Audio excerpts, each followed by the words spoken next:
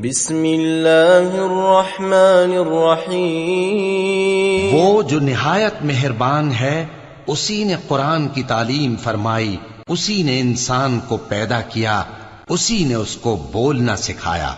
सूरज और चांद एक हिसाब मुकर्रर से चल रहे हैं और बूटियां और दरख्त सजदा कर रहे हैं, और उसी ने आसमान को बुलंद किया और मीज़ान आदल कायम कर दी कि उस मीज़ान में हद से तजावुज न करो, और इंसाफ के साथ ठीक तोलो और तोल कम मत करो।